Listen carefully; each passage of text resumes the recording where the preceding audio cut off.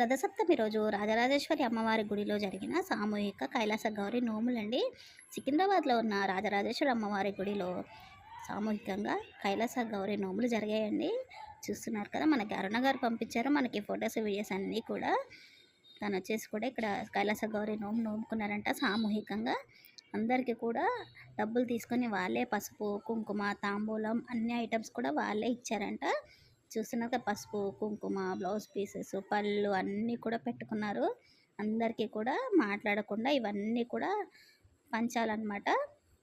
ముత్తైదువులకి దోశలు నిండుగా పసుపు కుంకుమ అలాగే బ్లౌజ్ పీస్ పండు తాంబూలం అన్నీ కూడా ఇవ్వాలన్నమాట. మొత్తం అయిపోయేంత వరకు కూడా మాట్లాడకుండా మనము ఈ నోమును అనేది అందరికీ పంచాలి.